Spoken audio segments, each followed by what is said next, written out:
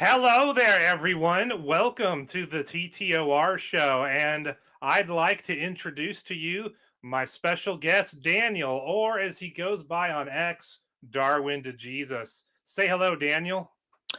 Hey everybody, it's wonderful to be here, Justin. Thanks so much for having me on your show. Really appreciate it, brother. Not a problem. It's always better to have a friend or two on your stream instead of streaming by yourself whenever you can. So Absolutely. the honor is mine. But before we get into the main topic of the live stream that you guys have already figured out by looking at the thumbnail and title of the video, why don't you, Daniel, explain to the TTOR audience who's never seen you before a little bit about who you are and what you do and where you come from? Well, I guess the first thing I am is a Christian, but I come from a life of atheism and sin and depravity, and pride. And lived that way pretty much my whole life. And I just recently got saved about 4 years ago. And now I serve Jesus Christ. And I just recently started a Twitter account, and that's been going pretty well. I put a lot of time and work into it, but it's a lot of fun also. Some people get really bent out of shape on Twitter, but I have a lot of fun. It's a good time.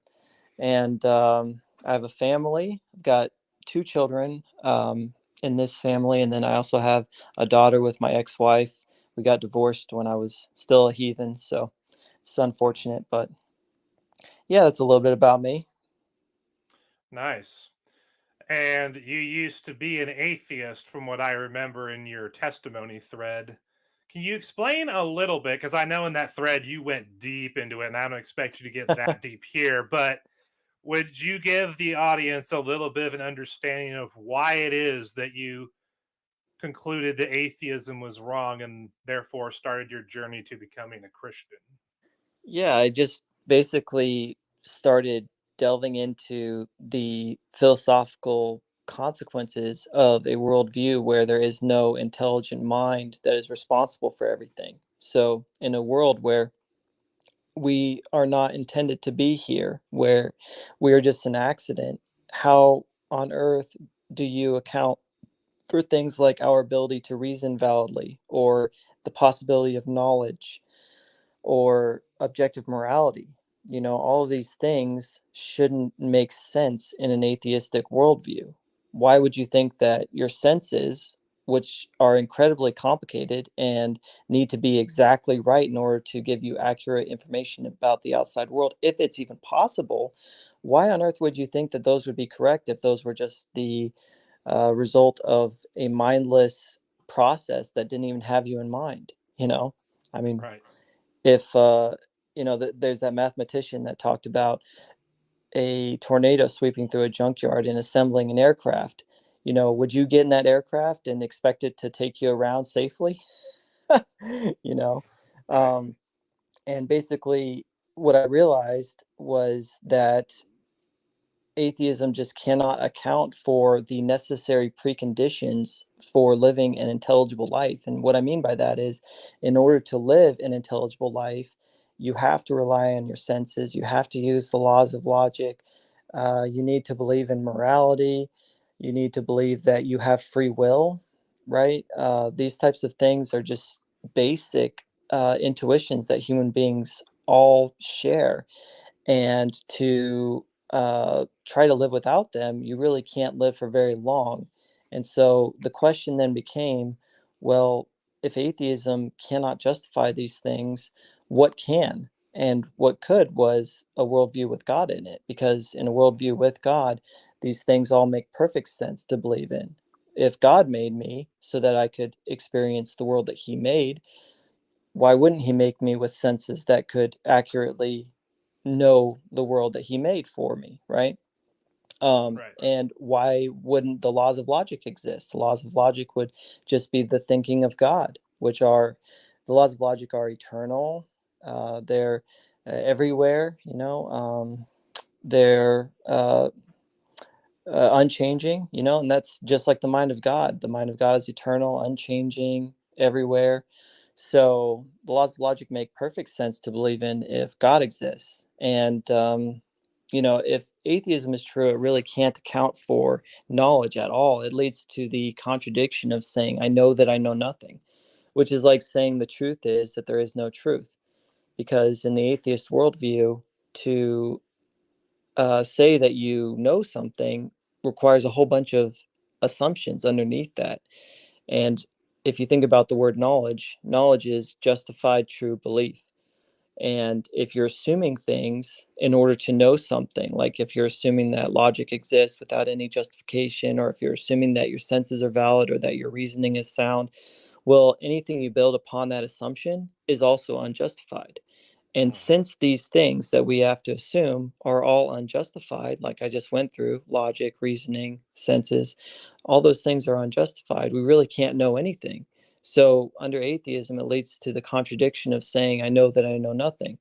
And the only way that knowledge is possible, in my view, is if a God exists. Because even if we could know one thing or 10 things or 500 things, ultimately we could always be wrong about anything that we thought that we knew, because there's so much that we don't know. In other words, if there's something that you don't know, it can prove you wrong about something that you think you know. And what Right. that means, if that's true, and I believe it is that the only way to know any one thing is that you have to know everything. And if that's true, then the only way knowledge is even possible for anything is if there's an all knowing being. And because atheism leads to a contradiction of saying, I know that I know nothing, or I know nothing, it means the same thing. If you have to say that in atheism, well, then atheism cannot be true. And that means that theism must be true because it's the only other game in town. Mhm. And if we have to know something because to deny knowledge creates a contradiction, then it means we have knowledge, which proves that an all knowing being exists. So, atheism, what I'm trying to say is atheism leads to the contradiction of I know nothing.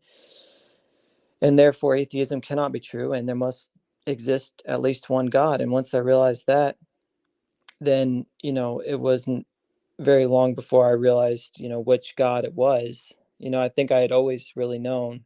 And, and then I heard the gospel, and suddenly it all made sense to me. Everything clicked into place. That's a very quick version of the story. Yes, and we appreciate it very much. And yes, I did see you there, Missing Mod. Good to see you too. So now that you know a little bit about Daniel's transition from atheism to theism and then Christianity, which basically can be summed up as if atheism is true, you can't know anything about anything. Correct. Yeah, knowledge is impossible. Yeah, and then for people like me, when I look at the naturalistic explanation of origins that atheism gives us, you discover that it's a process that allegedly occurs in nature, but it takes so long to occur that nobody's ever actually seen it happen in action, which means they can't record it as a historical event or set up an experiment to verify or falsify that it is indeed a naturally occurring process, Right. which means by definition their explanation of origins, which is evolution, deep time, it's not even remotely scientific. It Yeah. is just like belief in creationism in a lot of ways. Yeah. And I mean, there's so many problems with evolution, like you're going to tell me that like male and female genitalia evolved at the same time in the same place, and the complexity of a single cell, like Darwin had no idea how complicated a cell was. And just the wall of a cell is so incredibly complex because it has to allow certain nutrients in and also it has to keep out all these other things from coming in. So it has to basically know what things to let into the cell, what things to let out of the cell because there's waste in the cell and that accumulates and will kill it. So it's got to let the right things in, the right things out. It's incredibly complex. And I mean, just that in and of itself, you're not going to get that naturally. They've come nowhere close. And then you're talking about DNA, which is literally information, and that only comes from a mind. The abiogenesis, yeah, I think it's unsolvable because it requires a mind. It's nature just couldn't do it, and there's a whole bunch of other problems too. I mean, like even if I gave you one cell, normally if I gave you a cell and it starts like splitting and reproducing, it's going to be losing information, not gaining information. The Right. difference from a cell to me is a tremendous amount of gained information, because I am way more complicated and need way more information to tell the proteins how to work than a stupid cell does. But if a cell splits and splits and splits, typically it loses information. It doesn't gain information, so it should have just entropied out of existence. But Mhm. instead, it just somehow got more and more complicated until voila, here we are. I just think it's ridiculous, frankly. Yeah, basically evolution in a nutshell is the opposite of entropy, and entropy is the most irrefutable law of science. So Yeah, yeah, I would say yeah, so.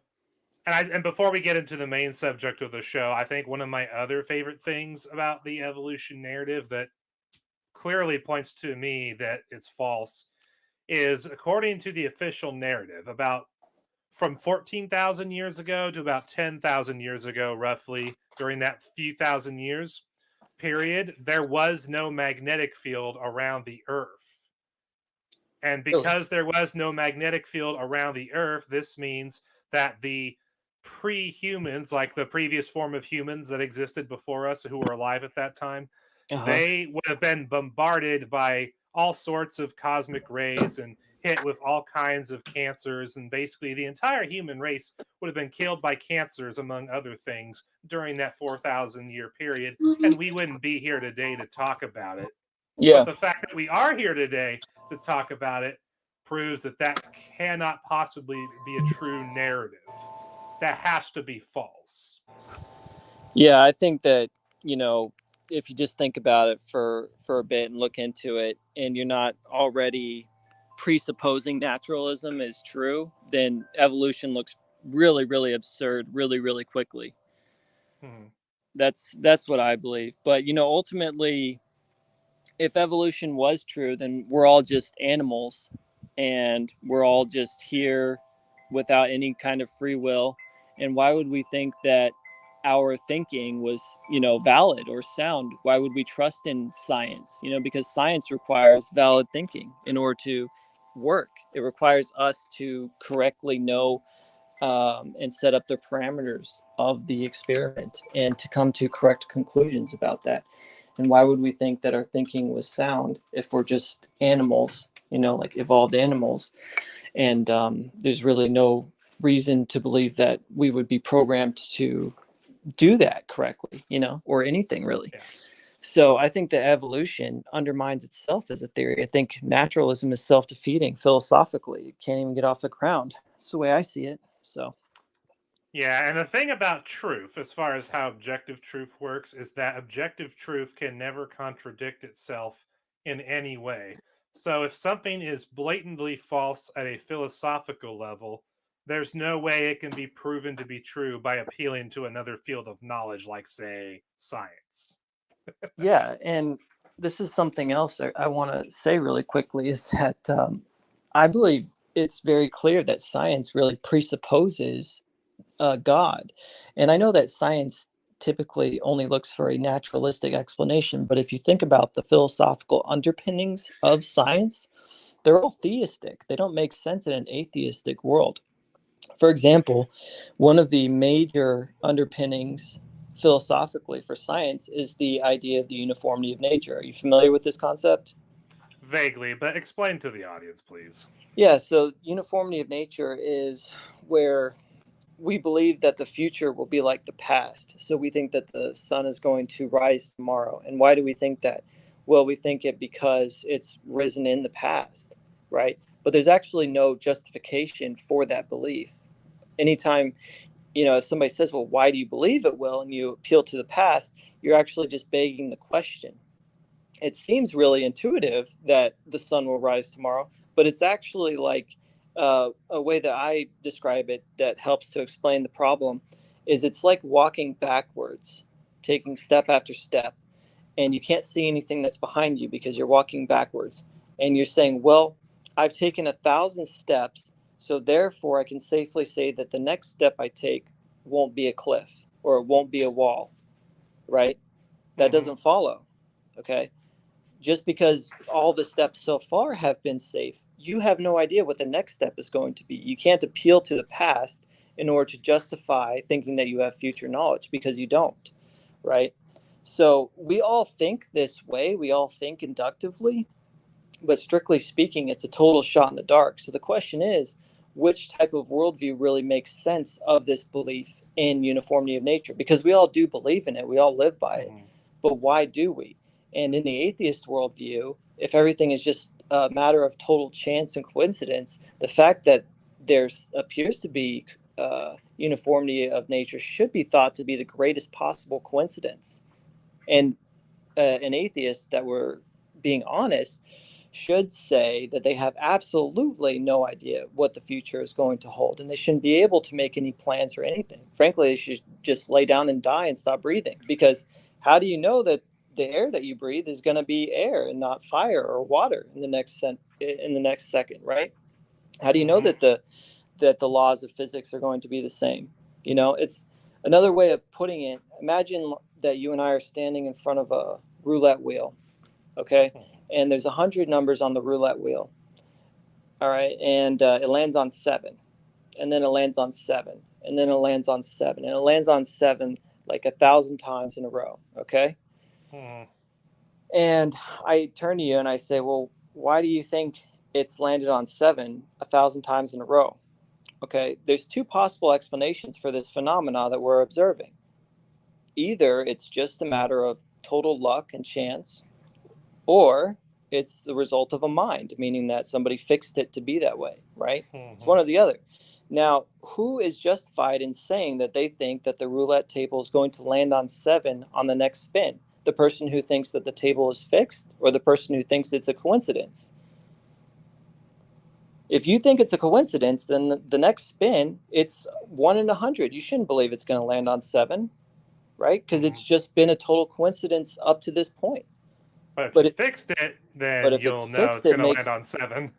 Right. Well, if you believe that it's fixed, then the belief that the roulette wheel is going to land on 7 again is a justified belief within that thought, right? It doesn't make sense to believe it if you think it's just a coincidence.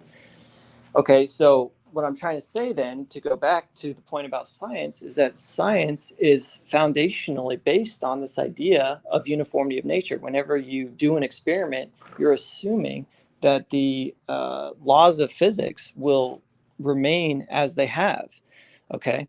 And, throughout the experiment. Because if those things were to change, then your experiment wouldn't be a good experiment, right? So, if the world is mindless and there's no intent or intention behind anything, then what is the justification for that belief? There is none. Once again, it should be thought to just be a total coincidence that it has appeared uniform up until this point.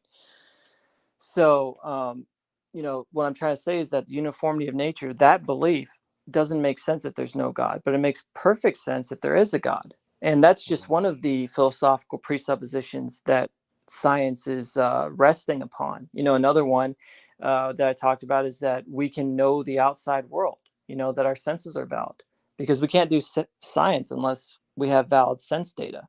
And why would we think that we had valid sense data if we're just here by accident and we're made, quote unquote, not technically made, but we're here as a result of mindless chemical processes? Why would we think that our senses were valid or that our reasoning was sound? And you need both of those in order for science to work, right? So all of these things, there's like probably 10 philosophical presuppositions. Logic is also another one. Science is based on logic. Why would logic exist if there's no God and everything is just material and atoms? Where do you get transcendental laws that are unchanging and eternal? So all these things are based on a worldview that has an intentionality and a mind behind it. Doesn't make sense to do science if there's no mind. So strictly speaking, atheism, the atheistic worldview, completely undermines science. And that's why it was under Christianity that science really blossomed and turned into something that kind of revolutionized the world. That happened under Christianity, not under atheism. So Well, the reason why there's so many presuppositions in science that require a God to exist, and why those presuppositions are necessary in order for science to even work, is because the vast majority of scientists who founded the modern fields of science were Christians. yeah, So science absolutely. literally is a Christian field of knowledge that the atheists took over a couple hundred years ago and basically try to portray it as something they've always owned, when the reality is their worldview, by and large, had nothing to do with the foundations of science Yeah, at all. not at all. Not at all. I mean, there's actually there's this philosopher that I kind of like because he's pretty consistent. I'm trying to think of his name right now, but he basically he wrote this book called The Atheist Guide to Reality. And have you heard of this?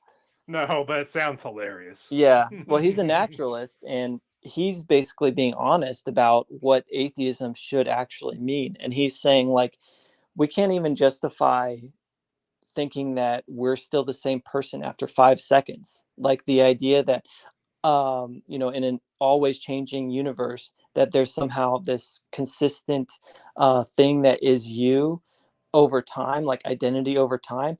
That doesn't make sense in a naturalistic worldview, because everything is always changing. So why would there be this fixed identity over time? That's a totally incoherent idea given atheism and naturalism. And he just kind of does this again and again and again. He says, like, under atheism everybody should be a nihilist, and he's right about that. There's no actual morality. And he just basically breaks down, and he's doing all this, like, from a almost with a smile on his face, like, isn't this great, we're embracing reality. And it's like, dude, under your worldview, like, we shouldn't even be able to read this, because you're saying words don't have meaning, and yet you wrote a book. But Exactly. you know He wrote a uh book full of words that have meaning to tell us yeah, that there is no meaning. right. Great. And, like, how am I supposed to read this when I'm not even the same person I was 5 seconds ago? Like, I just, who even am I? Why am I relying on my memories? Like, Right. it's ridiculous and absurd, but that's what atheism leads to. It leads to contradiction and absurdity. And that's what I'm trying to get atheists to understand, because I want to kick them out of their worldview and Right. get them into Christianity, because that's what happened to me. Right. Now, before we get into the main topic of this stream, I want to respond to one question that Missing Mod asked, which was, whatever happened to the Vigilant Christian? And I don't know if you're familiar with Mario the Vigilant Christian or not, Daniel, but to those watching this right now or after the fact, Mario the Vigilant Christian was a Christian YouTuber who started the whole Christian truther movement on YouTube about a decade and some change ago. But then when he got exposed for having an online sexting affair with one of his female followers, all kinds of stuff started coming out about him, some of which was exposed by people like the Christian YouTuber Gary828, and others were revealed by Mario himself, like when he admitted that over a 6-year period he made $500,000 in donations from his fans, and he used all of it on drugs and alcohol and escorts instead of for his ministry like he said he was going to. And then he went through some fake rehab program a couple of years back and tried to come back as a YouTuber. But then in 2021, he left the internet seemingly for good because he hasn't been back since. Right before Gary828 dropped one final expose where the female that Mario was talking to during his entire rehab stint blew the whistle on how basically he was cheating his rehab program just so he could get a certificate and claim that he had been healed and could therefore resume his YouTube ministry. Man, He even showed her how he was cheating the drug screening test that he was getting at the I think it was like the home or the mission that he was getting his program done at. It was pretty bad. I mean, this guy is the fakest Christian I think maybe I've ever seen, other than Kent Hovind. Maybe. other than Ken Hovind, yeah. Mm. I'm curious, do you just remember all that stuff? I did several videos a couple years ago about some of the Mario stuff, and I've watched a lot of Gary's videos because he did way more than I did. Yeah. And when Well, you see stuff like that, it's pretty memorable, and you don't forget it easily. I mean, you're like rattling off like the people that exposed him and everything, and I'm just you were just asked this question, so I'm just wondering because I can't really do that very well, remembering all those types of details. But you said you have a background in journalism, is that right?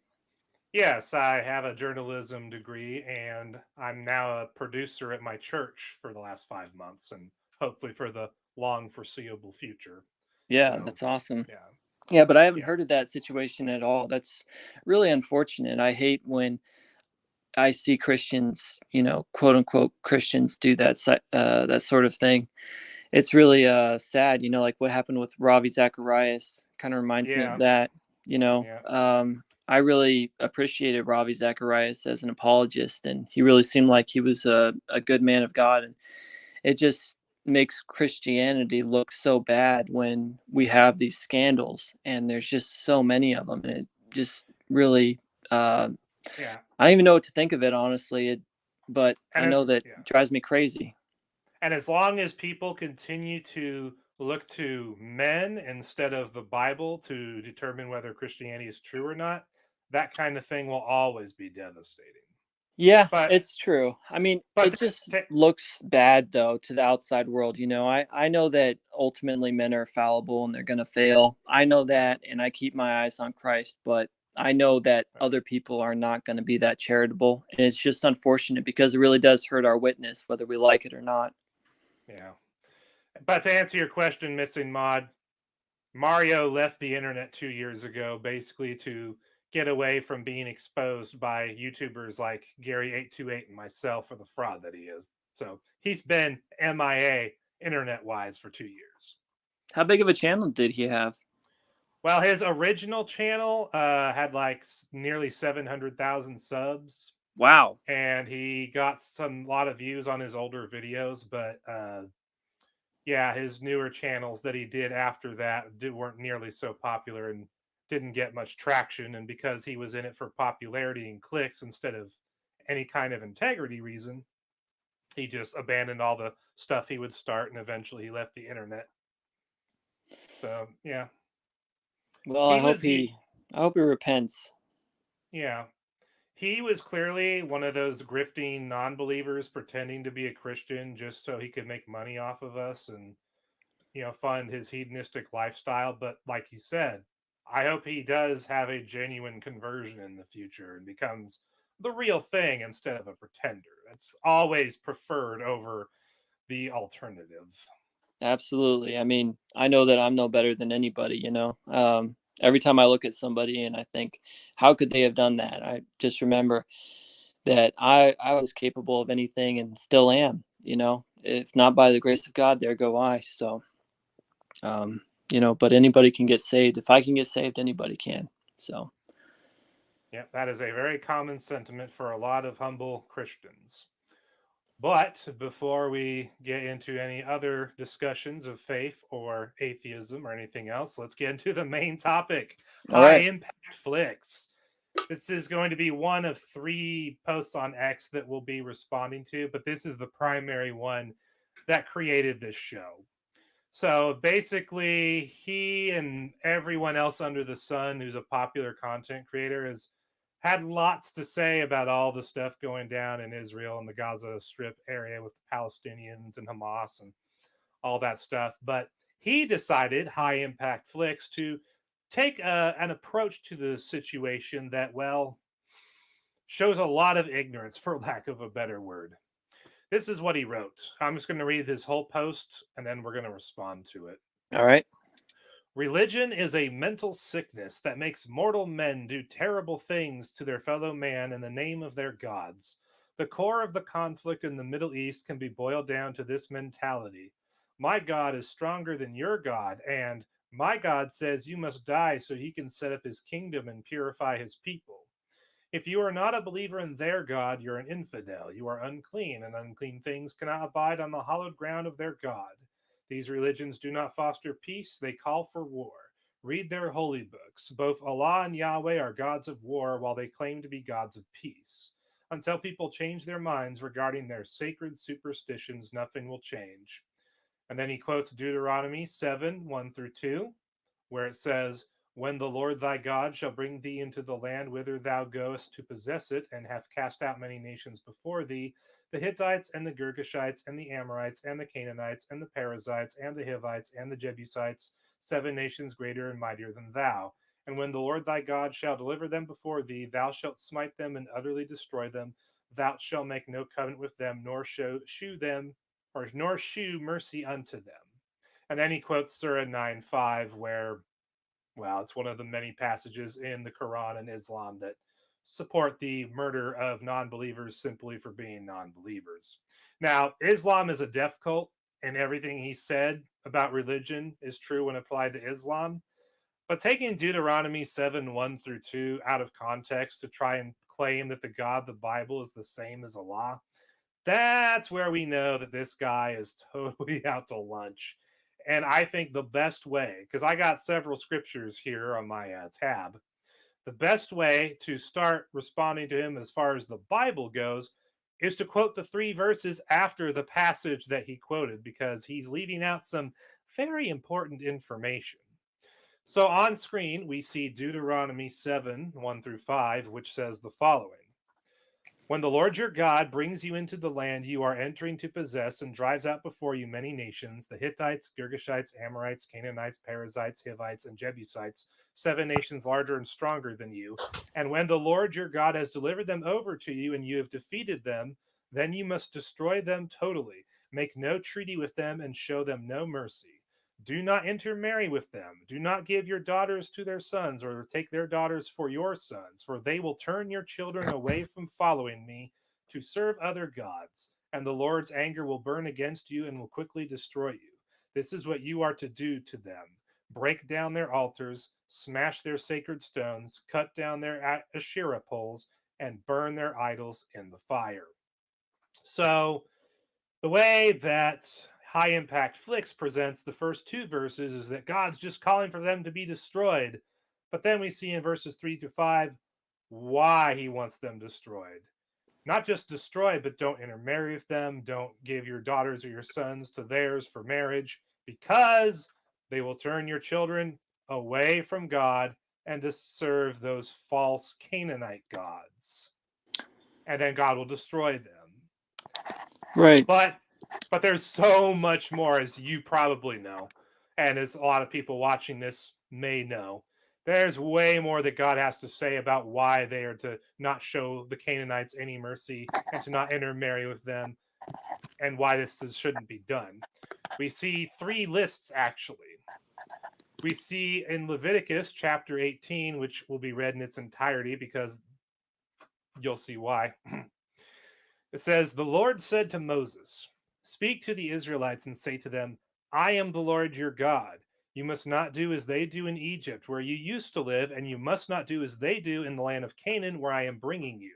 Do not follow their practices. You must obey my laws and be careful to follow my decrees. I am the Lord your God. Keep my decrees and laws, for the person who obeys them will live by them. I am the Lord. No one is to approach any close relative to have sexual relations. I am the Lord. Do not dishonor your father by having sexual relations with your mother. She is your mother. Do not have relations with her. Do not have sexual relations with your father's wife. That would dishonor your father. Do not have sexual relations with your sister, either your father's daughter or your mother's daughter, whether she was born in the same home or elsewhere. Do not have sexual relations with your son's daughter or your daughter's daughter. That would dishonor you. Do not have sexual relations with the daughter of your father's wife born to your father. She is your sister. Do not have sexual relations with your father's sister. She is your father's close relative. Do not have sexual relations with your mother's sister, because she is your mother's close relative. Do not dishonor your father's brother by approaching his wife to have sexual relations. She is your aunt. Thanks, Captain Obvious. Do not have sexual relations with your daughter-in-law. She is your son's wife. Do not have relations with her. Do not have sexual relations with your brother's wife. That would dishonor your brother. Do not have sexual relations with both a woman and her daughter. Do not have sexual relations with either her son's daughter or her daughter's daughter. They are her close relatives. That is wickedness. Whoops. Hold on a minute. Nope. Give me that. There we go. Do not take your wife's sister as a rival wife and have sexual relations with her while your wife is living. Do not approach a woman to have sexual relations during the uncleanliness of her monthly period. Do not have sexual relations with your neighbor's wife and defile yourself with her. Do not give any of your children to be sacrificed to Molech, for you must not profane the name of your God. I am the Lord. Do not have sexual relations with a man as one does with a woman. That is detestable. Do not have sexual relations with an animal and defile yourself with it. A woman must not present herself to an animal to have sexual relations with it. That is a perversion. Do not defile yourselves in any of these ways, because this is how the nations that I am going to drive out before you became defiled. Even the land was defiled, so I punished it for its sin, and the land vomited out its inhabitants. But you must keep my decrees and my laws. The native born and the foreigners residing among you, you must not do any of these detestable things. For all these things were done by the people who lived in the land before you, and the land became defiled. And if you defile the land, it will vomit you out as it vomited out the nations that were before you. Everyone who does any of these detestable things, such persons must be cut off from their people. Keep my requirements and do not follow any of the detestable customs that were practiced before you came, and do not defile yourselves with them. I am the Lord your God. And just looking at that laundry list of things the Canaanites were doing before God had the Israelites drive them out, you see some pretty disgusting stuff. We see bestiality, we see homosexuality, we see literal child sacrifice, we see any and every form of incest that you can possibly think of. All of these things, all of these things were being practiced by the Canaanites before God had the Israelites drive them out of the Holy Land and gave the Holy Land to the Jews to become Israel. But this is not this is not the only list, and in typical TTOR style, we'll read more. Leviticus 20 is something that contains similar things, but it gives you the punishments for all this stuff.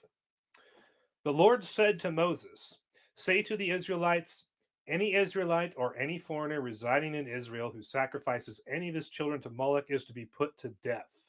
The members of the community are to stone him. I myself will set my face against him and will cut him off from his people, for by sacrificing his children to Moloch, he has defiled my sanctuary and profaned my holy name. If the members of the community close their eyes when that man sacrifices one of his children to Moloch, and if they fail to put him to death, I myself will set my face against him and his family and will cut them off from their people together with all who follow him in prostituting themselves to Moloch. I will set my face against anyone who turns to mediums and spiritists to prostitute themselves by following them, and I will cut them off from their people. Consecrate yourselves and be holy, because I am the Lord your God. Keep my decrees and follow them. I am the Lord who makes you holy. Anyone who curses their father or mother is to be put to death because they have cursed their father or mother. Their blood will be on their own head. If a man commits adultery with another man's wife, with the wife of his neighbor, both the adulterer and the adulteress are to be put to death. If a man has sexual relations with his father's wife, he has dishonored his father. Both the man and the woman are to be put to death. Their blood will be on their own heads. If a man has sexual relations with his daughter-in-law, both of them are to be put to death. What they have done is a perversion. Their blood will be on their own heads. If a man has sexual relations with a man as one does with a woman, both of them have done what is detestable. They are to be put to death. Their blood will be on their own heads. If a man marries both a woman and her mother, it is wicked. Both he and they must be burned in the fire, so that no wickedness will be among you. If a man has sexual relations with an animal, he is to be put to death. You must kill the animal, and you must kill the animal. If a woman approaches an animal to have sexual relations with it, kill both the woman and the animal. They are to be put to death. Their blood will be on their own heads. If a man marries his sister, the daughter of either his father or his mother, and they have sexual relations, it is a disgrace. They are to be publicly removed from their people. He has dishonored his sister and will be held responsible. If a man has sexual relations with a woman during her monthly period, he has exposed the source of her flow, and she has also uncovered it. Both of them are to be cut off from their people. Do not have sexual relations with the sister of either your mother or your father, for that would dishonor a close relative. Both of you would be held responsible. If a man has sexual relations with his aunt, he has dishonored his uncle. They will be held responsible. They will die childless. If a man marries his brother's wife, it is an act of impurity. He has dishonored his brother. They will be childless. Keep all my decrees and laws and follow them, so that the land where I am bringing you to live may not vomit you out. You must not live according to the customs of the nations I am going to drive out before you. Because they did all these things, I abhorred them.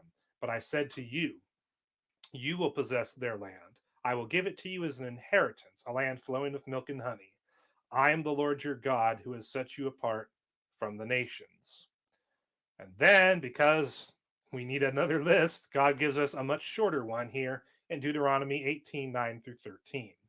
He writes, when you enter the land the Lord your God is giving you, do not learn to imitate the detestable ways of the nations there.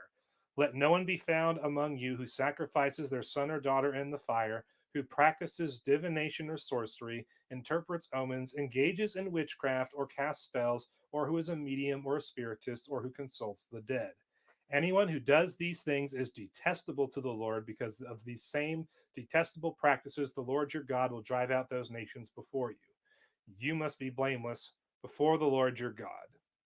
So after seeing all three of these lists, Daniel, we're seeing that the Canaanites were big time practicers of every form of incest, homosexuality, bestiality, literal child sacrifice, witchcraft, consulting mediums and spiritists, and consulting the dead, and all manner of other things, I'm sure, because those things rarely go together by themselves. And so this is why God had the Canaanites driven out of the Holy Land by the Jews, by the Israelites. And in case anyone thinks that God was quick on the trigger, that he was just too mean to those poor Canaanites and he just never gave them a chance to get right. Well, Genesis 15:12-19 says, as the sun was setting, Abram fell into a deep sleep, and a thick and dreadful darkness came over him. Then the Lord said to him, know for certain that for 400 years your descendants will be strangers in a country not their own, and that they will be enslaved and mistreated there. But I will punish the nation they serve as slaves, and afterwards they will come out with great possessions. You, however, will go to your ancestors in peace and be buried at a good old age.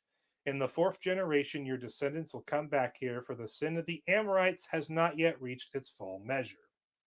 When the sun had set and darkness had fallen, a smoking firepot with a blazing torch appeared and passed between the pieces.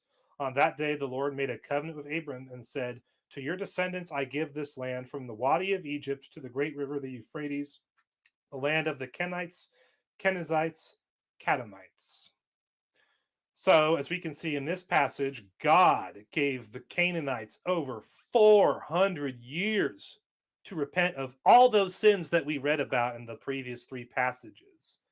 And I don't know about you, Daniel. I really don't. But when I think about people who do the kind of stuff that the Canaanites did, I don't think I could wait for 400 years for them to get right with God before I would hit the smite button. Yeah, I pretty much think the same way. One of the things that I think goes over a lot of people's head, I know we're talking about the Canaanites, but I think this will also drive the point home as to what we're both saying. When you think about the story of Sodom and Gomorrah, a lot of people look at Lot, who offered his two virgin daughters, and they're like, why would God save such an evil man? And it's like, God saved that guy. Imagine how bad the rest of Sodom and Gomorrah was. If God saved Lot when he was that depraved, imagine how bad the rest of it was. And that's how bad things have to get before God drops the hammer. So when God drops the hammer, it's for a reason. That's what I think. I think that's what the Bible is very clear about. And the case of the Canaanites, he didn't just give us a reason or two reasons or even 5 reasons. He gave us way too many reasons. Yeah, and there were probably more reasons than that too.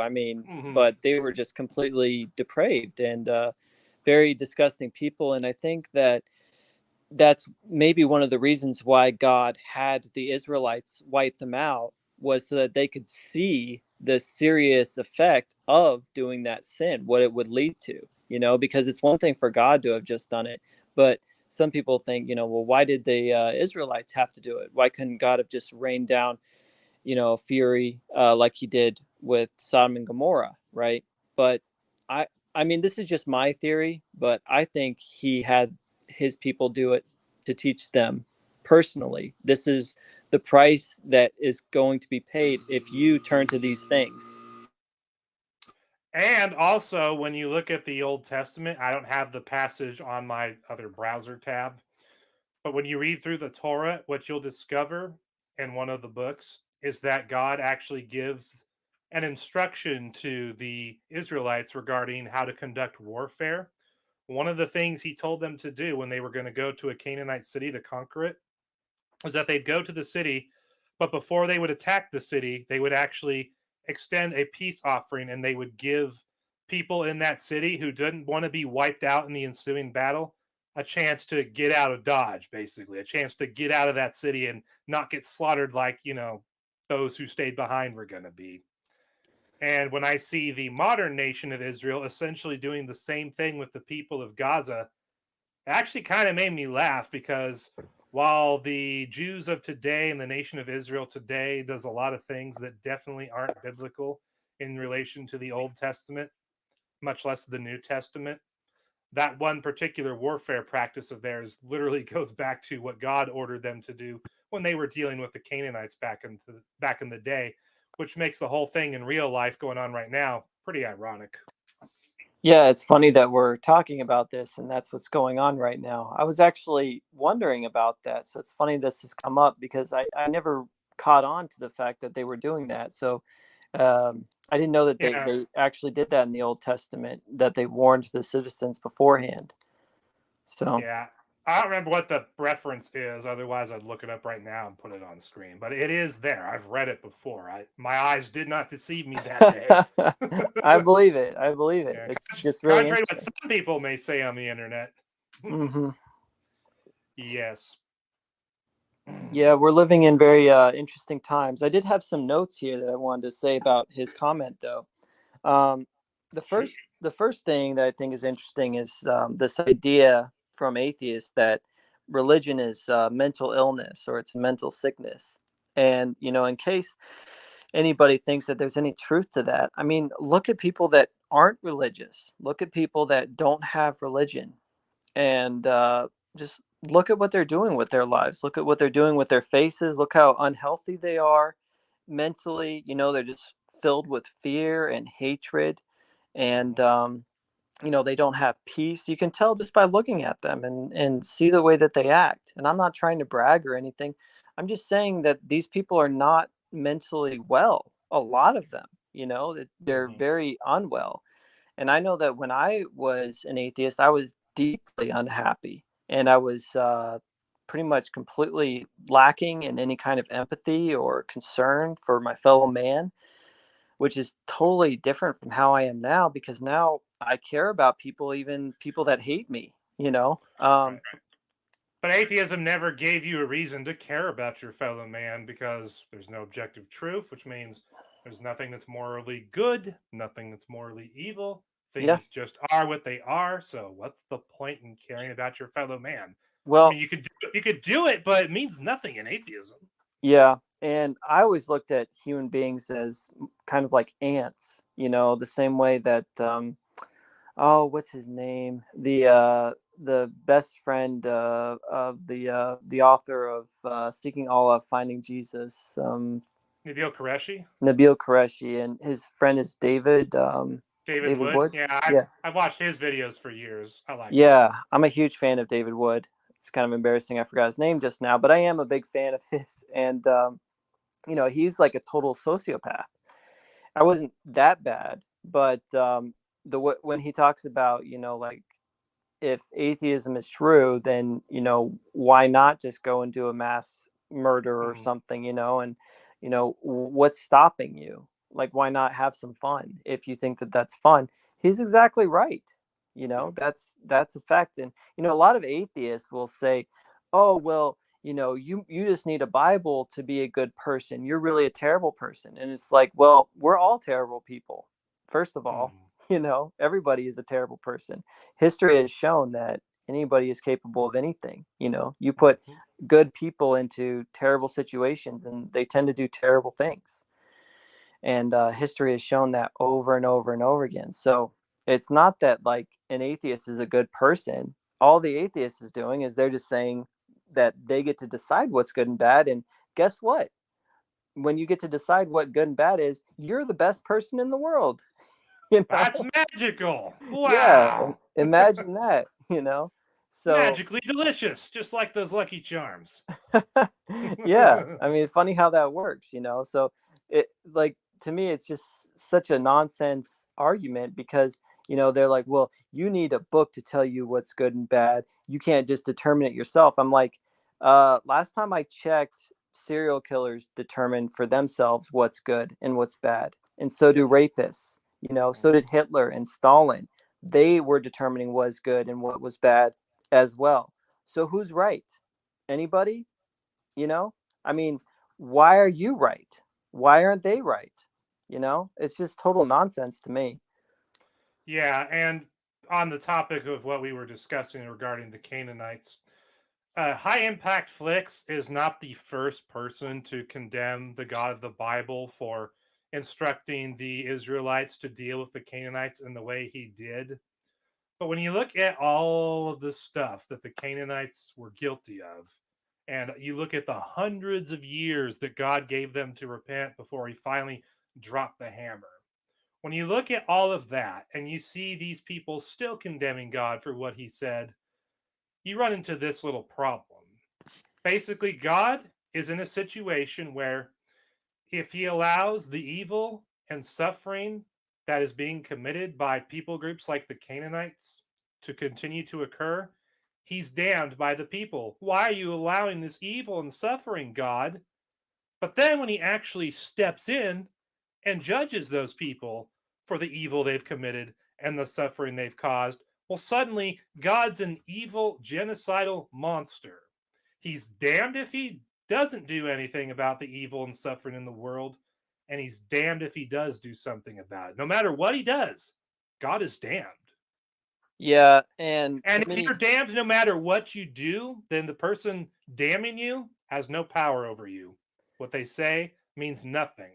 Most people who are rational recognize this when other human beings are doing this to them. But when you're doing it to God, doing it to a perfect, infinite being who is infinite in his wrath and justice as well as his mercy and love, damning him no matter what he does is just the height of insanity. Like yeah, he cares what you think. right. And that just goes to show how foolish man is. That man thinks that, I mean, there are so many people today and in history, and they're so deluded that they think that when they stand in front of God, they're going to give him the what for and howdy, you know, like they're going to tell him, you know, oh, you did this and you did that, and how dare you? And it's just the height of foolishness, really, and it just shows how wicked and depraved we really are in our hearts to think that we're going to stand in front of God and give him a piece of our mind when we're totally depraved sinners, you know, and he's Mhm. perfect. You know, he's going to just be sitting there in all of his glory, and he's going to show us our lives, all of our sin, and we're going to be completely without words. You know, there's going to be no excuse. That's what the Bible says. We have no Yep. excuse, and that's what's going to happen. You know, and God has every right to do with us whatever He likes. We are His creation. We belong Mhm. to Him. We uh, God doesn't owe us anything. Anything that we have in this life is given to us by Him. We didn't make ourselves. We didn't make any of the things that we have. Everything that we have is given to us by God. Our intelligence, our arms, our legs, everything, our families, all of it.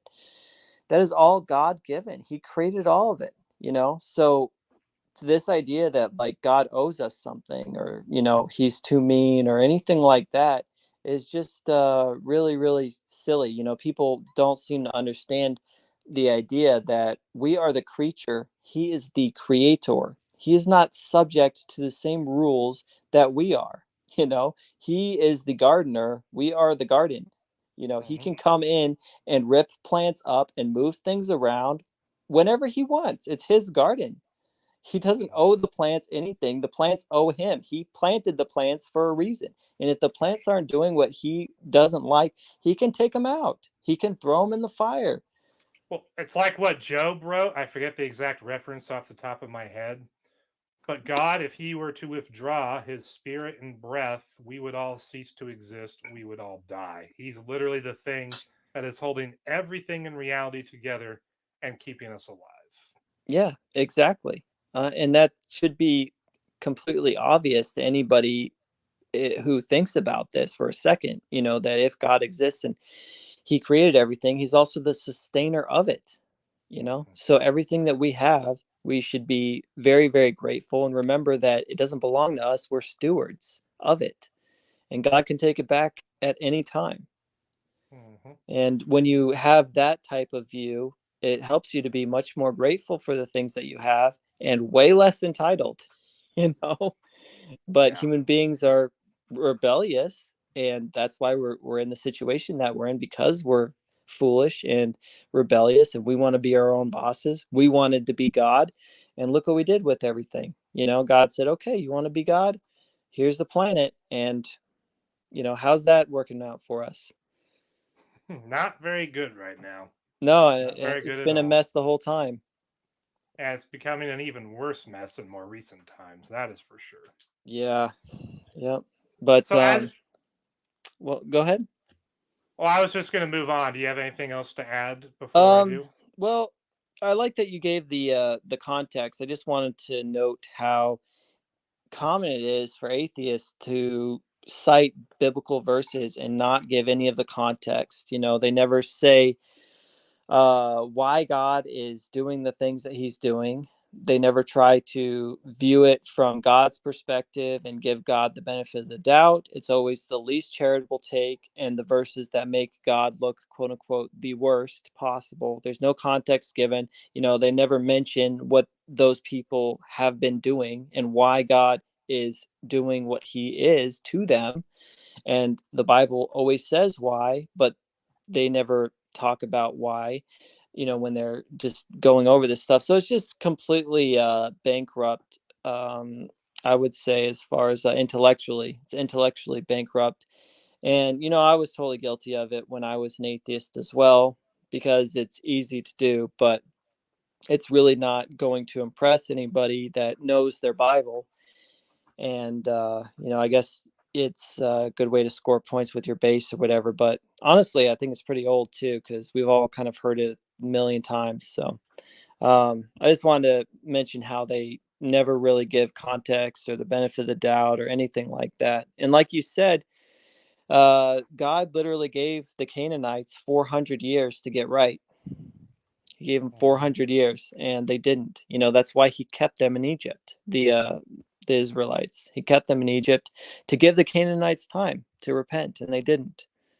So it's just one of those things. You can only live in your sin and depravity for so long. Yep, that is very true indeed. But in case you thought that first tweet of High Impact Flix's was an insane ramble, I got an even more insane one that he did not long after it. I just got to find my magic screen share button. Sharing my screen. Allow. And here. So this is one he did, let's see, he did yesterday. And this one had multiple things in it that made me giggle because of how insane it was. First paragraph, though, which is only 2 sentences, was the first one. He says, followers of all religions are not called knowers, they are called believers. They are called the faithful, not the knowledgeable. And I found this to be insanely hilarious because he's basically trying to paint the picture that faith and knowledge are 2 separate things that don't go together. And if you know as well as I know, Daniel, that that's just completely ludicrous, especially when you have a Bible where the God of it says to have faith in him, but also tells you to reason and look at the evidence and be rational. Yeah, I have a lot to say about that. Do you want to go through the whole thing first? Uh, yeah, let's go through the whole thing first. All right. But yeah, I find saying that faith and knowledge are like separate things that can't go together, or implying that's woo crazy. But he goes on. And they are called believers because they are told to buy what the ancient story writers and editors of their holy books have sold them.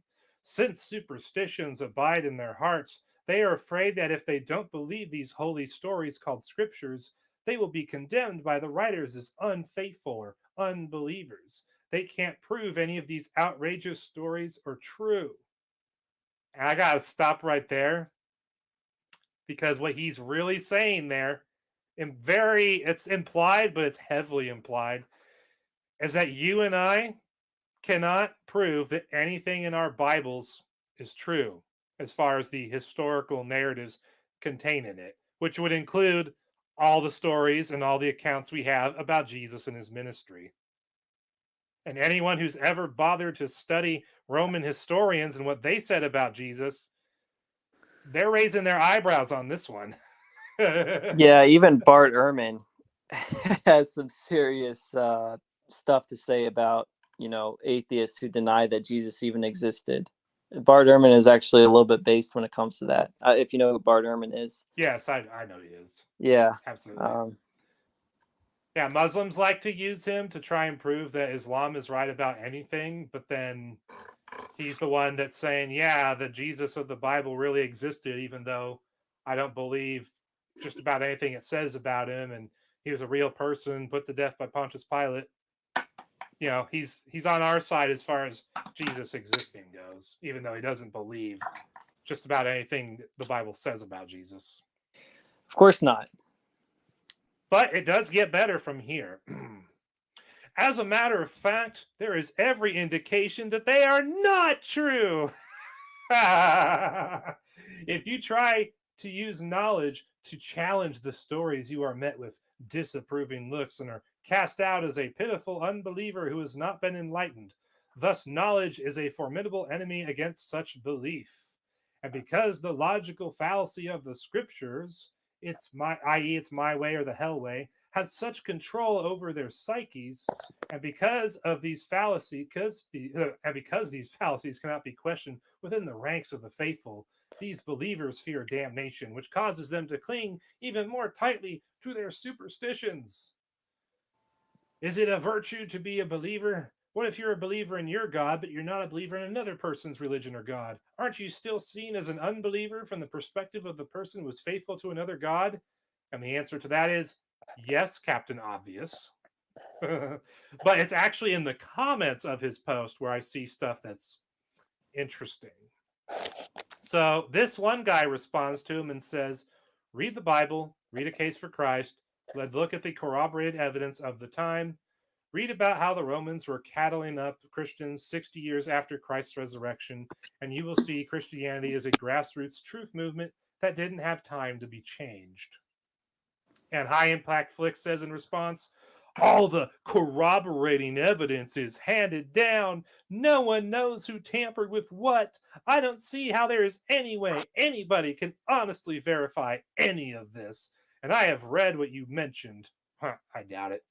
I would not call Christianity a truth movement. How many denominations are there? That's like calling the Catholic Church part of the truth movement. It is not, clearly. So all that extra evidence outside the Bible that supports the truthfulness of the Gospels, we don't know if that's been tampered with or not, and I don't see how anyone could verify those stories. Yeah. But what do we hear from skeptics, though? That's always like, well, the Bible may say that, but that's just the Bible. There's no corroborating evidence outside the Bible that can verify any of it. Right. But then when you present the corroborating evidence outside the Bible that verifies the Gospels and the accounts of Jesus, suddenly it's, well, those corroborating evidence, they were handed down. No one knows who tampered with what. I don't see how anybody can really, verify any of that. Yeah, it's like the goalposts just keep moving. Do you want to talk about his initial comment before we read the actual comments? Yes. Because I definitely want to talk about his first thing that he said at the very least. Yeah, the difference between faith and knowledge, and allegedly how they're not compatible? Yeah. So this idea that faith and knowledge are not compatible is total nonsense in my view, because once again, how on earth do you know, right? We're talking about knowledge. How do you know that your reasoning is sound? What do you appeal to know that you're not crazy? The only thing that you can appeal to know that your reasoning is sound is your reasoning, which is circular. It's like saying my reasoning is sound because my reasoning is sound. So we can't justify our reasoning. We can't justify our senses for the same reason, to know that what we're seeing is what we're actually seeing. In order to verify or validate what our senses are perceiving, we have to use our senses. So it's like saying my senses are valid because my senses are valid. It's circular. So all of these preconditions for knowledge all have to be believed with complete faith. There is no justification for believing these things. They are circular, all of them. So if you don't have any faith whatsoever and you need everything to be justified correctly without begging the question, then you cannot have knowledge. It's impossible. Okay. And that's what one of the things that these guys, people that talk like him, they have no idea what they're talking about. The necessary preconditions for knowledge are all axiomatic and believed without any justification whatsoever. Uniformity of nature is another one that is totally unjustified. Hume, who was an atheist, pointed this out. The idea that our memories are sound or can be relied on. That is a total leap of blind faith. How do you prove that? You can't. Like there are so many things that we just take completely for granted that are not justified in any way and cannot be justified in any way.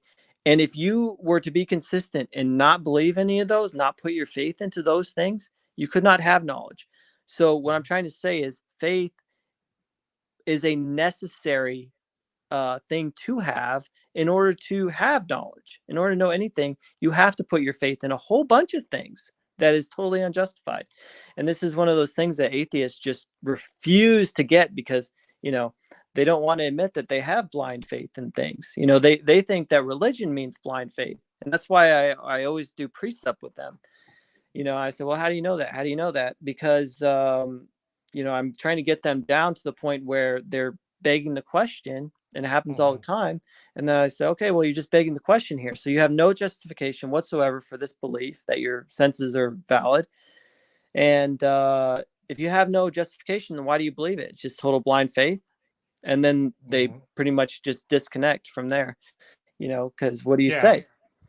Yeah, and it reminds me of your testimony on Twitter, on X, where you were talking to that one atheist friend of yours on Discord and asking him about all these different things and how any of them can be true within the atheistic worldview. And his response to you was, if you keep asking questions like that, you're not going to be an atheist much longer.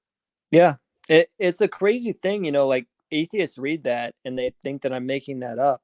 And I don't blame them. I mean, it sounds really strange for an atheist to have said that. It really does. Like, I get it. And it sounded really strange to me when he said it, but that is exactly what he said. And I'll never forget it because of how strange it was to me, because I was so confused at that time. And I was really looking for answers. And he was a much older atheist than I was. He was about 45 and I was about 27 at the time. And he knew a whole bunch of philosophy. He had read way more than I had. And we were good friends. And I really thought that he was going to give me some good answers and help me to explain this stuff. And that was his answer, And instead he revealed the truth. Yeah. Atheism is not the worldview of rationality, logic, and reason at all. Because if you think too deeply about it, you realize it's false. Yeah, and on that note, I just want to say, I strictly speaking have more respect for Satanists than I do for atheists, because at least real Satanists, people like Aleister Crowley, if you know who that is, and Anton LaVey and people like that, at least they know what the score is. At least they know what the game is. At least they're players on the field. atheists, they don't even know what's going on. They're basically like the angry, rowdy fans at sporting events that sit up in the stands and do all manner of weird, bizarre, and mean Yeah, things, I but they mean, don't actually impact what's on the field by and right, yeah, large. they're not even really playing. Well, they are playing, but they don't even know it, right? Because everybody's on a team, but to be on a team and not even know that you're on a team, and to really be in denial that you're on a team, that's really just another level. So at least Satanists know that there's a game, they know that there's a war, and they've picked their side and they're aware of it and they've gone into it knowingly. Whereas atheists, they're on a side, obviously they're not on the side of God, but they don't know that there's a war, and yet they're fighting it, and they're not honest enough about it to admit it. So I have more respect for Satanists than I do for atheists, strictly speaking. Although my burden is for atheists because I was one. Right, right. So, what do you think of HighImpactFlix's claim that you cannot prove that any of the outrageous stories found in the Bible are true, and that every indication indicates that they are not true? What do you say in response to something like that? I think it's just incredibly ignorant. We have a lot of archaeological evidence that has been discovered that has corroborated the Bible over and over and over again. I mean, people used to think maybe David was a myth, and then we found something that showed that David, it was like found in Macedonia or something, but Yeah, it I had. know what it was. It was some kind of artifact that had a document on it, and Mhm. it was the enemies of the Davidic monarchy that were celebrating a Right. recent victory they had over a battle, and they specifically named their opponents as the Davidic monarchy, which is clearly a reference to King David's The King kingdom, David, named yeah. after the guy. Yeah, it's incredible. Yeah. And there's a whole bunch of things that are like that for the Old Testament, but for the New Testament as well. As far as I know, the Gospel of Luke is really, really well attested. He seems to have been a very great historian because there were a lot of things that he talked about, and people thought that he was making things up or that he was just flat wrong in the things that he was describing. For example, like the existence of Pontius Pilate, or the census that was taken, all these things that he described. The pool of Bethesda, I think, Mm-hmm. all kinds of things like this. People thought that he was just wrong about because there was no evidence. And then they start finding all of these things and finding out that he was exactly right. Mm-hmm. And it's just crazy how accurate he was. I mean, it seems crazy to us, but he was a historian in that time. So it's really not that crazy at all. He just did Right. his due diligence, and I think that the Gospels are incredibly well corroborated by archaeology. If you actually just look at it and you are open to the actual evidence, we see that they're corroborated over and over and over again. And I think that this idea that the gospel writers wrote were anonymous and were not the people that we think that they were, and that they wrote it like 200 years later, like so many atheists like to think, is just totally ridiculous. Yeah. I mean, like, just think about this for a second. Think about it. If you're an atheist listening to this, think about this. Some guy shows up to a little church, a little group of people that are Christians, and he's got some papers in his hand. And this is like, I don't know, let's say 40 years after Jesus has died. And the church says, hey, what's going on? What are you giving us? And the guy says, oh, this is an account of Jesus. And the Christians are like, well, who wrote it? And the guy giving them the papers is like, well, it's anonymous. And the Christians are like, oh, okay. So then they just take it, read it, they like what it says, and then they decide to go and make a whole bunch of copies and copies and copies, and then send it to other churches who also decide for some reason that they're just going to keep making copies, and then they're going to just say that Matthew wrote it. It's just completely absurd. Who on earth would take a completely anonymous writing of like a historical account of Jesus, and then just make a bunch of copies and teach as if it's authoritative. No, Right. that doesn't make any sense whatsoever. In order for Christians to take something like that seriously, they would have to know where it came from. They would have to know the source of it. And not only would they have to know where it came from, but it would need to come from someone that they trusted. It would need to come from somebody that was high up in the movement, that was well respected.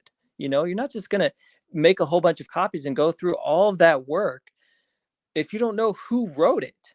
Yeah. So this idea that we don't know who wrote the Gospels because it's quote unquote anonymous is just absolutely ridiculous. And I know that's not strictly speaking what we're talking about, but I just want to mention it because I hear it a lot. And I think it's just incredibly foolish. It's a very foolish point. Everybody knew who wrote those Gospels. It was written by the people that we associate them to. And we know who wrote them because the churches knew who wrote them, and that's why they were copied. And the churches told us, and they passed it down. They said, "This is the Gospel of John. This is the Gospel of John," and that was passed down from church to church to church, all the way to us. And it's not hard. We know who wrote the Gospels for the same reason we know who wrote Plato's Republic. Like there's no name on that, but we know it was Socrates, just the same way that we know who wrote the Iliad and the Odyssey. There's no name on that. Homer didn't say this was written by Homer, but we don't say it's anonymous. How do we know? Because of the people that were at that time. They all knew, and they told the people that were after them. And then those people told the people that were after them. And it came down to us. And we know who wrote the Iliad and the Odyssey. We know who wrote Plato's Republic, and we know who wrote the Gospels. And the Gospels are way better attested than Plato's Republic or the Iliad and the Odyssey in that way. So anyway, sorry to go off on a tangent there, but no, it's fine. It's good to have a unique voice sharing a lot of information on my channel besides mine. Especially when first-time viewers of my content are looking through and they see this. For some people, this is going to be the first time they've been exposed to such information. Yeah, I just think it's really, really silly to even try to make that argument. So, based off of, if you didn't know beforehand what the worldview of HighImpactFlix was, what would you guess his worldview was based off of the 2 posts of his we've responded to? Oh, he's an atheist, naturalist, materialist. I'd bet quite a bit of money on it if I were still betting things, I don't gamble anymore. Well, it's a good thing you don't gamble because you'd be wrong. Really? Yep. He said today, since some of you have asked, I'm not an atheist. Was he an agnostic? I look around and I do see what I think is evidence of intricate design all over. There's the beauty of the glistening dew on a freshly sprouted plant, the complexity and wonder of all the intricacies of the human body, the microscopic life that escapes the notice of the amazing human eyeball. There is so much in this world that seems to me to be the result of a grand planner, an architect, a master designer. As for atheism, I can't bring myself to say that all these wonders that we were able to somehow capture and experience with our senses, which is another miracle in itself, are the result of some time times chance times nothing equals everything Big Bang accident. I always questioned how a Big Bang could happen if there was nothing in existence that preceded it. Like there had to be a catalyst, and if there was a catalyst, how did that catalyst spring forth from nothing? When I see the simplest vehicle, I don't say to myself, well, it evolved over eons to become what it is. How absurd. Even the most basic Ford Pinto had to have a designer or designers and builders, to say nothing of the carefully crafted detail of a Rolls Royce. Atheists who believe in the theory of evolution seem to have unwittingly found themselves a religion of their own, IMO, in my opinion. To me, it takes great faith to believe that everything sprang from nothing, that order and complexity evolved from disorder and chaos, or that we evolved from some primordial soup mixture, crawled onto land in an amphibious state, turned into monkeys, and then became humans. But then I ask, if there is a creator designer, then who created him? Is it even a him or her? Is it an it? Are there many designers? Where did they come from? Did some energy or person create him? If so, where did it or they come from? How can we even know? If they did create all this, why do they hide themselves from us? If they are powerful and transcendent knowledge and understanding, and if they are loving and pure and holy, how can they look upon all the horrors in this world and keep allowing them to happen? All basic questions that Christian apologists have been answering for decades, if he ever bothered to look. I scratch my head often over religious things. I truly don't know. I see all these different gods and all these holy books. And to add even more complexity and confusion to the situation within nearly every religion, you have all these sects and divisions and denominations. It's truly confusing to me how a person can say with such confidence, my God is better than the other gods, and my book is more inspired than all the other books. And if you don't follow my God and obey my book, you're all eternally damned. And me and my fellow believers are the only ones who will make it to heaven. Seriously, how do you know first that God exists, and second, that you're serving the right one? What convinces you? I hope you don't take any of this as mockery. I'm not trying to offend anyone here. This world is a wonderful place. Could have fooled me. And I've been blessed to have met some delightful people and have experienced some marvelous things, including having a hand in creating 5 other fantastic human beings. I just can't bring myself to believing in a God or subscribing to a religion. If you believe in a God, what convinced you of his, her, its existence? And then how do you know that you have the right religion? So clearly he's an agnostic, but he also seems to get angry anytime you try to be certain about anything. So he seems to be kind of postmodern in that sense, if you know what I'm talking about. Yeah, I know about postmodernism. Well, I'll say this for him: he's a pretty good writer. I mean, well, you're a writer, right? I've done writing, yeah. What do you I've think? done a cute. Well, I just gave my assessment. I think he's somebody who's very postmodern. He knows that atheism and evolution, deep time is false based on just observing the world around him. So he's got that right. Yeah. And he is right that there's a lot of different religions with a lot of different sects and denominations within each one. Yep. And he asks all those basic questions that you would naturally ask if you were, wondering about stuff. But Yep. he seems to show no initiative in actually doing a deep dive into any of these religions in terms of study.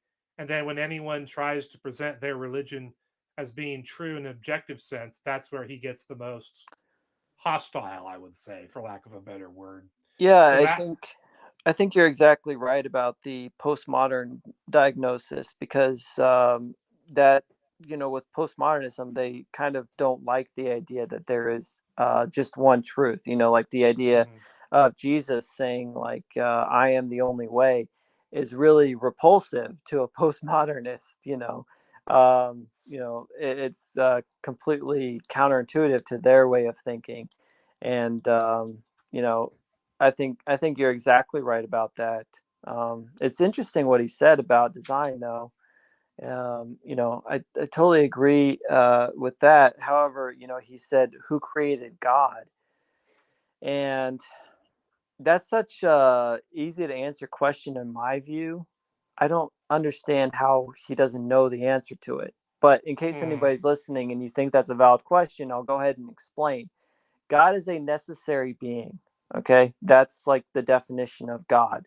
When we talk about a prime mover, God is not created. God is a necessary being, meaning that his being necessarily exists. And that's exactly what God said in essence to Moses. He said, I am that I am, meaning I just am, right?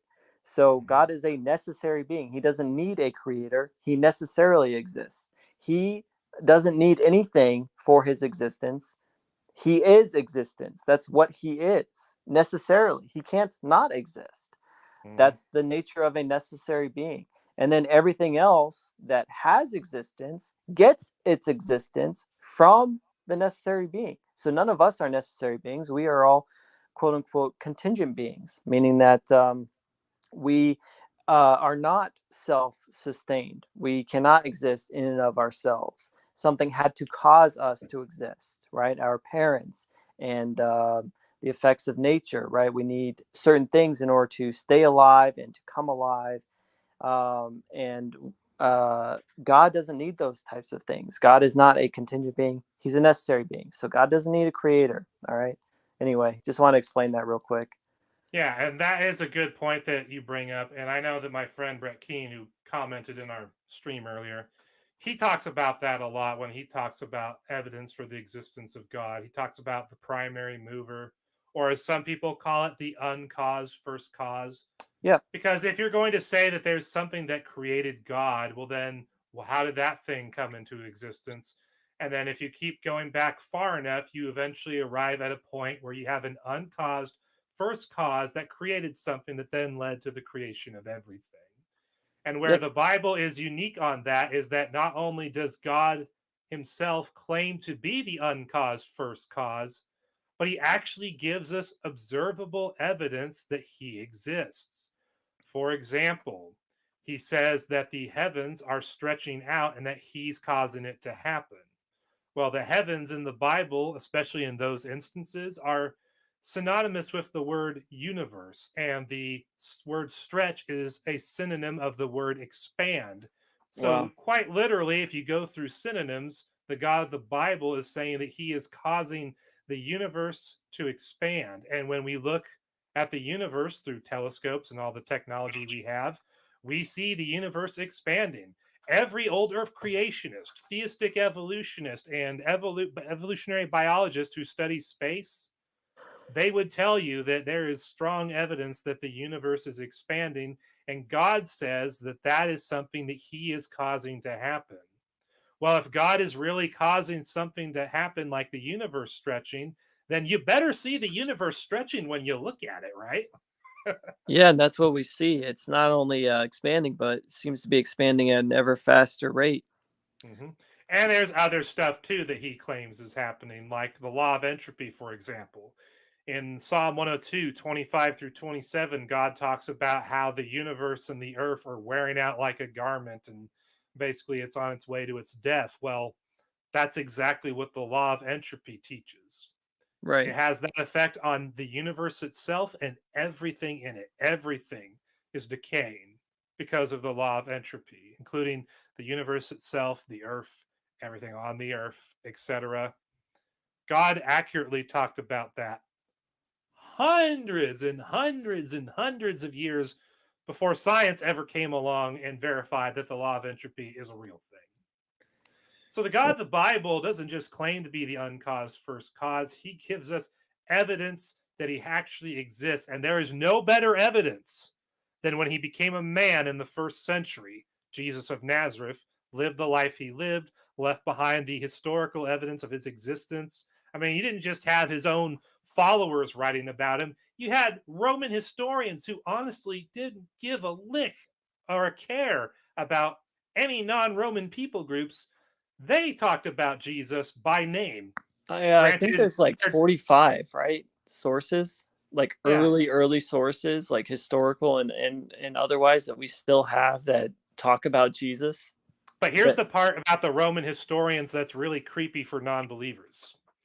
The Roman historians, because each one of them wrote a little bit about Jesus, but they each wrote something different. And so when you take what all they wrote and you put it together into one little pool of information, you discover that the picture they paint of Jesus is congruent with the New Testament Gospels, but it's also less detailed. So, like, for example, they tell you that Jesus was a miracle worker, but they don't tell you what those miracles were.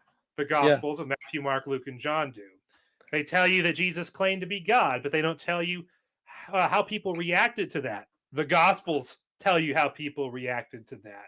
right. And the Gospels also go into more detail about things that the Roman historians do talk about, like the whole Pontius Pilate thing and how he was involved with putting Jesus to death, and all the other stuff that led to Jesus's crucifixion. And there's more stuff that I could remember if I had my book in front of me where I talked about all of it. But the bottom line is that Jesus is the best evidence for the existence of God.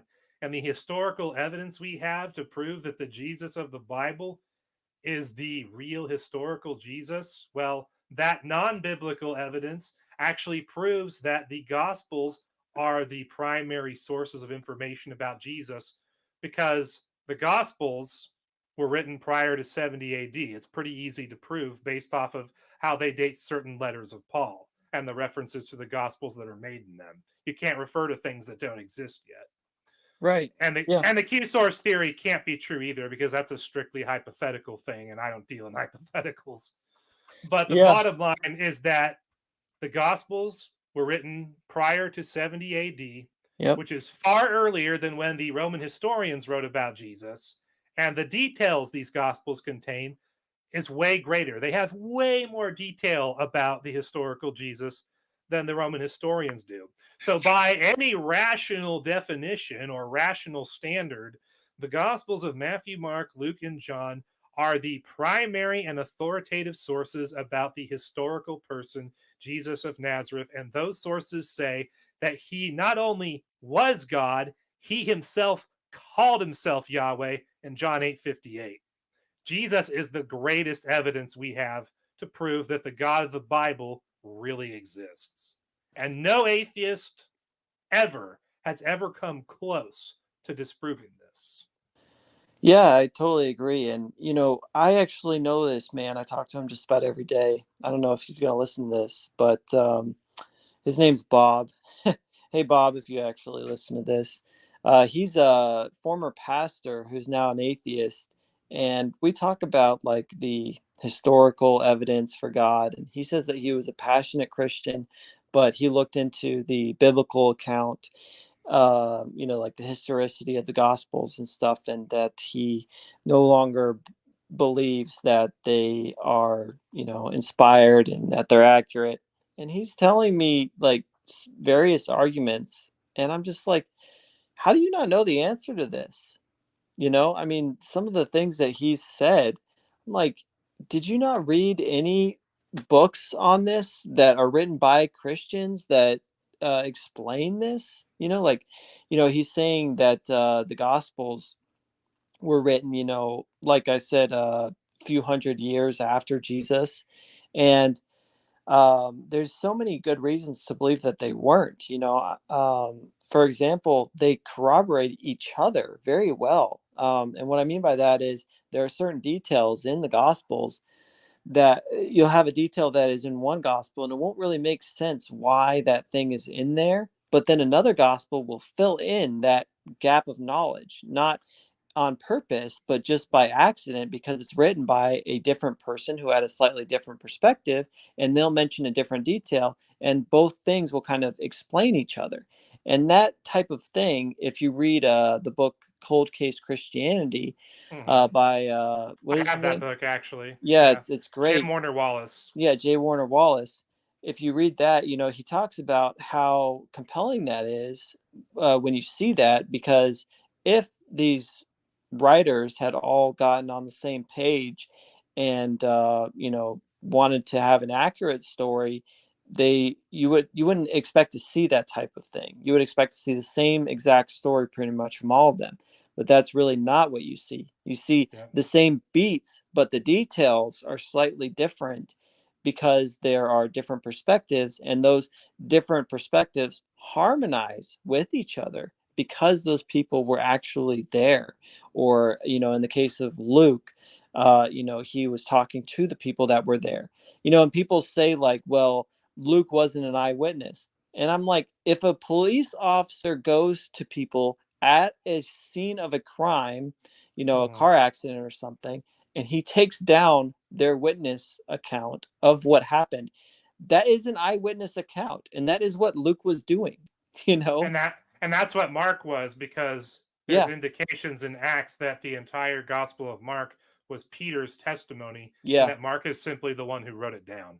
Yeah, and I think that there's good reason to believe that based on what J. Warner Wallace wrote.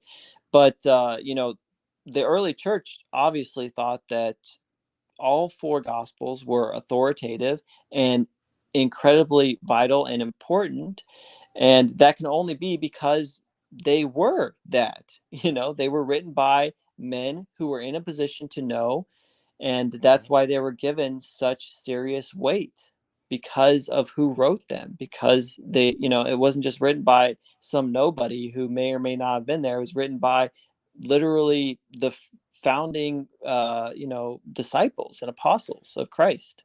And So, most of the people who had seen Jesus were still alive at that point, and they would have been able to say, hey, that's not accurate. yeah, exactly. And another reason why I believe that the Gospels were written before 70 AD is because there's no mention of the temple coming down, other than the Yep. prophecy by Jesus Christ.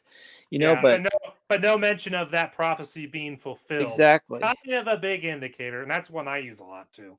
Yeah, and I there's no mention of like Peter getting killed, which would have been completely Massive, yeah. yeah, I mean, or there's a few other good reasons. Also, the names seem to be very accurate. The names that the Gospels use and are common within the Gospels are the same names, about roughly, like, there was like a 30% chance that your name would be John at that time period. Like, we know because of the censuses that were taken at that time how popular certain names were, and in the Gospels that's what we see reflected, meaning that the people who were writing the Gospels, very likely, it's incredibly likely, were just telling the story of who was there and giving their names.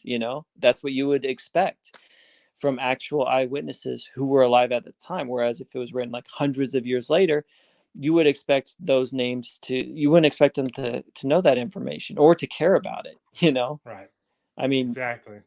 it's just crazy. So, And one thing too to harp on for the Gospels is that for as much similarity as they have in the accounts and details that they give about those accounts, there's also a lot of differences between the Gospels too. yep. If you go for each Gospel, you will find a handful of accounts at minimum that you will not find in any of the other Gospels, which that kind of proves to me that these are independent eyewitnesses, because all of them have unique details that are unique to each gospel, and yet they also have details that all the other three share with them. That's Yeah. exactly what I'd expect to see from independent people talking about the same thing.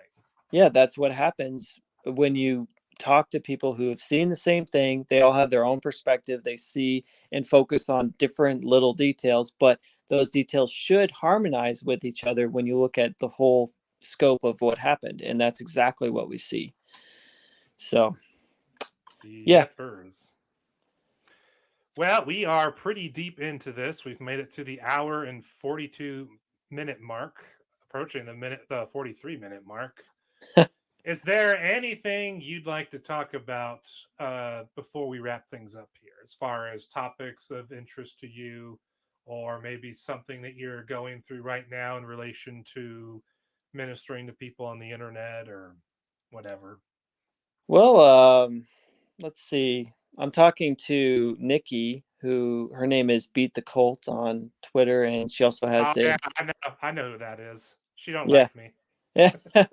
Well, I've talked to her about 3 times, and we're going to be talking about the moral argument tomorrow. So I'm excited for that. I actually wrote a very long, detailed um, moral argument on Twitter, and I posted it about 2 months ago, maybe 3. It's like probably 12 pages if it were to be actually written normally, but it's incredibly detailed. There's actually 6 different syllogisms proving that subjective morality isn't true, and therefore objective morality is true. And it's one of those things I say at the beginning. Strictly speaking, if you don't know that things like raping a child are actually wrong, then you don't need a syllogism. You need a psychiatrist. But here's 6 syllogisms in case, just for the fun of it. But yeah, I'm going to be talking about that with her tomorrow. So I'm really looking forward to that conversation, because a lot of atheists talk about morality all the time, and they have absolutely no grounds or foundation for belief in objective morality. It's all just subjective. And I have a huge, huge problem with subjective morality, because to me, that's just total nonsense. If subjective morality is true, then your opinion is just as good as my opinion. right? You Even if say, they contradict each other. Yep. yeah, even if they contradict each other, it's just opinion, like nobody looks at somebody else eating their pizza, like I like pineapple on my pizza personally. A lot of people have a Heresy. problem. No, just kidding. Yeah. A lot of people have a problem with that, but nobody fights about that type of thing, Yeah. because it's just my preference. But yet when it comes to morality, if you are actually a subjective moralist, then if somebody wants to rape, you should look at that as the same way you look at somebody eating their pizza in a peculiar way. It's like, oh, I guess he likes that. That's a little strange. I don't like my pizza that way, but I guess they do. So good for them, But we don't look at moral things that way. We don't look at rape that way. We look at rape as it's actually wrong, So to me, the idea of morality being subjective is just complete and utter nonsense. And it's like, if you believe that morality is subjective, why are we even talking about it? What's the point? Right. Like it My, basically doesn't even exist. All you have is preferences. It's like, I don't care what your preferences are. Who cares? Why like all you're telling me is your opinion. Who cares? I have my opinion. We disagree. Now what? There's no mhm, right, there's no wrong. right. So And that's one of the things I like about your strategy, basically taking the approach of proving that objective truth is real by showing that it's impossible for subjective truth to be real. yeah. Uh, there's a famous fictional detective, Sherlock Holmes, who said something to the effect of, if you have two choices and you can prove that one of them is possible, then whatever is left, however improbable, must be the truth. So Yeah. if you can prove that subjective truths are a fictitious construct, then objective truth is by default true. Yeah, absolutely. And it's just one of those things. Like I actually tweeted at Nikki today because she said that religion is the root of all evil. And I asked her, I said, Nikki, are you talking about objective evil? And she didn't answer me because she knows if she does, then tomorrow I'm gonna say, hey, you said that evil was objective yesterday. That means you're conceding the second premise, because the argument is that God is a necessary precondition for the existence of objective moral values and duties. So in other words, if objective moral values and duties exist, God must exist. And then the second premise is that objective moral values and duties do exist, therefore God exists. So if she says that evil really does exist, its existence is objective, then she's conceded the second premise, right? So that's why I asked that, because I'm just kind of giving her a hard time. But she and I are friends. I actually enjoy talking to her. I have a feeling maybe she'll get saved. I mean, she's a little bit older than I thought she was, but she reminds me of myself when I was an atheist. And I really hope that she will come around to Christianity and get saved. So it's a good opportunity. I really appreciate it. I really appreciate when I get to talk to her, because there's a lot of atheists that are fans of hers that listen. So anyway. Well, that does sound like a very interesting debate that's coming up tomorrow. Is that on her YouTube channel or something? No, we're just going to be doing a Twitter space.